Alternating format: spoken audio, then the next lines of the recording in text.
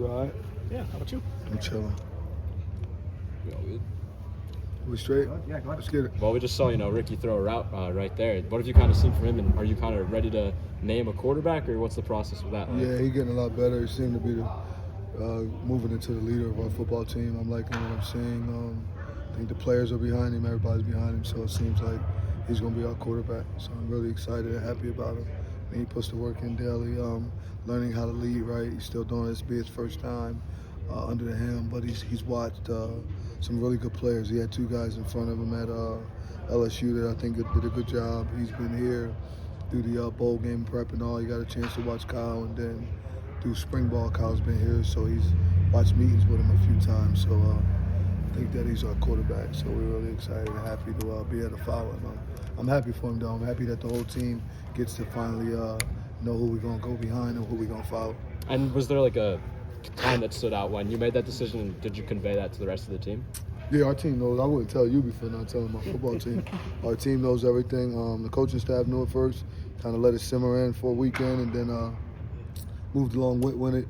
We just felt as though if it was even, that he had to get it because he hadn't got an opportunity of knowing everything. So for him just learning everything and it being even, give him an opportunity of just constantly getting better. And I'm really proud of him. I'm also happy for all the other guys too, right? They're all working their butts off and doing a good job. So we'll see how it goes. Somebody may want to go in the portal or not. That's just nature of the business. And we wish them the best because they've done a good job. But then in the same sense, we're competing our butts off right now for 2 and 3 spot, right? Which will be constant competition throughout the rest of the summer and rest of spring ball. When you talked about Kyle last year, you would always reference sort of that push-up contest as a moment that he became like a leader or showed his leadership. Has there been any moments with Ricky that you've seen where, Just his consistency, just doing things right. As I'm meeting with him, he threw 2 footballs last week to Trevor that were like, okay, this guy can do things. He makes plays sometimes. It's like, wow, you can't really make that, right? A lot of guys can't make that play. He has a different arm. He has a big, strong arm. So we're excited about him. What was it like to be able to host Tom Coughlin this past weekend with the franchise coaching clinic? What was that whole experience like for you and for the rest of your staff? For me, it was an honor, honestly, to be able to be with a guy that was he was actually in the backfield with Larry Zonka and Floyd Little, right? So like that, number one, was an honor to be able to do that.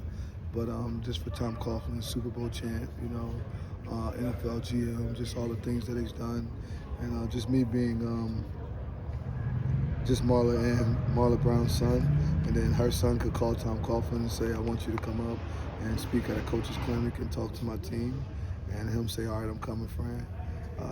That's just an honor. I'm just thankful that God put me in a position to be able to do that. Why is it so important to connect with someone like him specifically who played here, coached here, and it's done great things at Syracuse? Just because he can tell me what I'm doing right and what I'm doing wrong. And I think we were similar coaches. He's an aggressive coach. He was about what it took to win. No nonsense guy, and he learned a lot from a lot of good coaches, right? So I'm honored and thankful that I get the opportunity to learn a few things from him and always be able to call him, right? He always texts me during the season. He was happy with a lot of the stuff that he saw, so I'm very thankful to be able to call him a friend. It means a lot. it looks like you guys have moved some of the offensive linemen around. Petrie's playing some center. Cruz is on the right side and the left side. Are you still trying to find your best 5, or is that sort of cross training and building Just depth? one. I think Petrie's an NFL player, and it helps Petrie being able to play center and guard. Right, so I want to make sure that we give him every opportunity possible to be drafted because he came back, because I begged him to come back, right? Because he was going to leave, and I begged him to come back. I told him, just give us one more year, just get one more run, and we'll move you all over, and we'll show how valuable you are to our team, and then that'll make you even more valuable to our NFL roster, being as though you can do a lot. And correct me if I'm wrong, I think we've seen Travion Mack play with the first string offensive line a lot. I don't even know who was really first string. You just saying that because It looks like it. So yeah. I was going to ask if I'm right. Yeah, but Travion Mack is competing. He probably will be able to be one of those guys. I think he'll start. I hope he does. But they're competing, right? So him and you got another guy they compete with. Those guys will either play 50-50, 60-40. I'm not sure. O-line's a little bit different, but they're in a tough battle right now. But he's really good. And then we got Quell, right? And we went and got from Philly. Billy was at Alabama last year and all like that. But Quell's really good at pass rushing, right? So those guys are competing their butt off, and at any moment, dudes could just move around, right? Like Spoon's a guy that can play all three positions. Spoon can play left tackle, right tackle, and he can play both guards because he's that intelligent. So we're blessed to be deep on the line now, right? Yeah. Like before, that hasn't been an issue here in a long time, and we're pretty deep on the line. We're almost like 3 deep with guys that you feel comfortable with going in. Like, Byron Washington's in the mix. He's running with ones and twos. Weight's constantly dropping, so the fact that he can run around and move like that helps us a lot also. Willoughby, we haven't seen him the last few days. Is he just sick or what's going on? Yeah, he's a little bit sick, and he's busting his butt to try to get himself right. There's a lot of stuff that like opposite with it though. It's a lot that we're working on when it comes to David right now. Just to a standpoint of keeping his weight up at the right weight and just doing everything the right way. And he had some school stuff that he wanted to really take care of, and have some other things to go through. So, it's a lot with him. Honestly, I just feel uncomfortable, and it seems like really weird. David probably won't play with us this year, right? We're thinking about going into the portal, so I ain't got time to be sitting here lying to nobody. He's thinking about going into the portal because of just what would be best for him, right? A comfort and happiness right now, and just at the moment, he wasn't extremely comfortable and happy, but a great kid, right? And we're hoping that after he goes and sees that he may want to come back because he's a legacy and a really good football player and got to play some time for us last year. But he may go into the portal, and just because of just want to find the right fit for him all around. Really intelligent kid, and it's about life after football for him. And we just want to make sure that he gets the right fit and does what's best for himself. Was your sense that it's mostly playing time related? Nah, because he would have played. Okay. Yeah, he would have played. It's not playing time related. Like he's a player. He's a good kid. Like he's great. He would have played here easily. But it's just, it's just different, right? It's different. Everything's different, right? And I came here after he was already here, so there's different pieces. He's battled with a lot of injuries before, and he got himself back healthy. He's 100% healthy now. He's able to play. He's able to go do everything needed to do. He just might need a change of scene just to get him going. I think he's an NFL player. I think he'll have a chance to play because he was playing some center. He can play tackle also, left or right. So, I mean, he's a class A kid, though. Comes from a great family. Just legit, right? We wish he would have wanted to be here, but it's just, you got to feel right? You don't feel good about it, you need to go, and I think he's making the right decision because he was man enough to come and talk about it, right? So I'm very happy for him and thankful that he's as tough as he is to do that because a lot of kids don't sometimes speak up on it. Jakari was obviously here last year and kind of learned under Kyle. Just when you named Ricky starter, what was your conversation like with Jakari? So he better compete to be two. We think he's close. He's a good player. He could be the number 2 quarterback. He does some good things, but he's still young, right? Still has some time. He only got to sit behind Kyle once, and he dominated on scout team all year long. Got to play, but now he gets a chance to truly learn all of the intricate little details in the offense and doing all those things right. So it'll be good for him. Coach, Aaron Manici is a guy that has been with you since your Temple days. What is it about him that makes you want to bring him everywhere you go, and how has he helped you here at Syracuse so far? I trust him. It's my little brother. Yeah, we family. I just trust him a lot. He trusts me, his mom and dad, his grandparents. Man, he family. Like his family is my family. That's my guy. Since he was a student and he wanted to work with me, just got around him and started showing him stuff and us being together. And he does an amazing job. He's family. So you mentioned wanting to be Have you seen that connection kind of this year at Syracuse, or last year at Syracuse even grow further? With me and him? Yeah. I mean, that connection is there for life. It's just different. I don't really know what you mean. How's it grown? It was there since we first met, and then it got cool. I was at Rutgers. I helped him get a job at Rutgers. I went to Georgia, brought him there to Georgia, and he worked with me and done stuff. And then I got here, and he got off the plane with me, right? When I came, so he's family, though. You know what I'm saying? He does an amazing job. You mentioned wanting to be more hands-on with special teams this year when we were up at the coaches clinic. What have you seen from that group so far? Like, as far as progress, are they where you want them to be at this point in the spring, or? I mean, nobody's ever where you want the players to be if you coach football and you want to win, right? you always want more time and you want to get further along. But I will say that they're working hard. I think that we got to continue to get detailed and make sure we're treating special teams as a true it has to be an advantage to us. A lot of times people take special teams and they think it's like a period off sometimes. And you can see guys we still got to mature when it comes to that, and that's the mentality. That's why I'm pushing it that much, that well.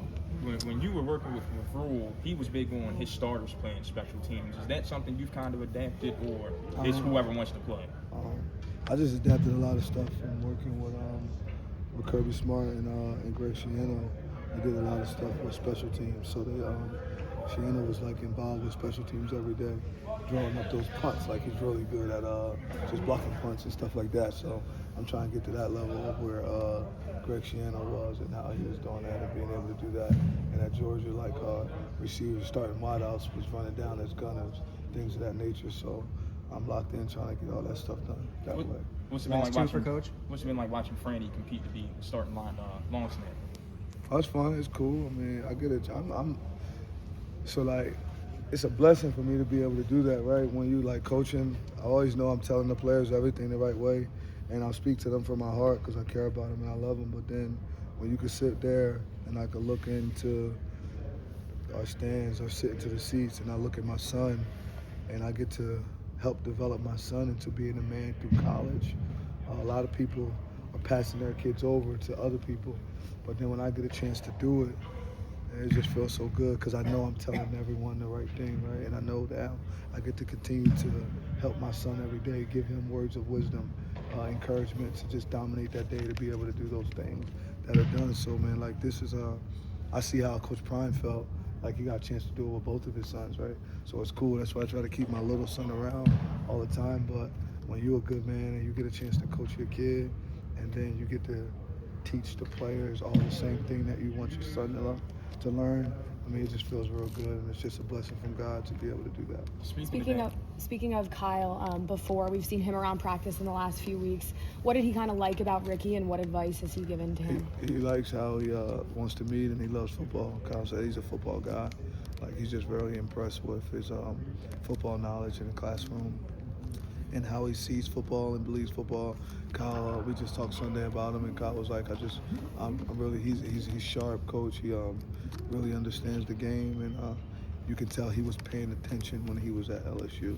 Like he done a good job. Right now it's just, y'all gotta get those reps. He gotta get the reps, right? Get the reps, and he'll be fine. So it was good to have Kyle say that. Fran, I'm sorry if somebody asked, I jumped in a little late, but do you have a format for the spring game, what you guys are going to be doing out there Saturday? So we're gonna be here. We're gonna have pads on. One team gonna have orange and one team gonna have blue, and we're gonna hit. You know, and it'll go for at least an hour and a half, but like nonstop, right? So practice oriented, but it's gonna be legit. It's still for people still battling for positions, right? Outside of Ricky, he's the quarterback. We battling for spots. Everybody's out there competing their butts off and having a bunch of fun. Another guy that's done a really good job, people don't talk about, and I could name all of them so parents don't get upset, but Deuce Chestnut and Tank Wilson.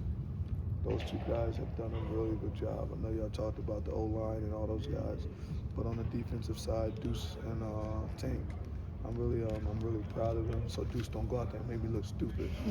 They're doing a hell of a job though, man. He's leading, he's running around to the ball, and Tank's he like big worm. He got everything on pack, and he's a true leader and he's a vocal leader. I'm really proud of those guys and where they're coming and how they're coming along. Coach, staying on defense real quick, how have you seen Kevin be able to come back after his injury and keep moving along? Kevin. Jobity. Oh, Jobity. Yeah, I don't call him Kevin. Sorry. I'm about to say, who is Kevin? He's tough. He's violent. He's a pass rusher. He can do a lot of stuff. So like he's a tough guy, and he's a prideful guy, right? Mm-hmm. So everything with him is if he sees somebody else doing something, I can do this too. Watch. He ain't better than me, coach. Like he's that guy, right? Mm-hmm. Super competitive. If he stays deep, if he just lives dart on the field, won't nobody be able to stop him. He'll be a draft pick. He got that ability to play in the NFL. He's big enough. He's athletic. He used to be a hooper.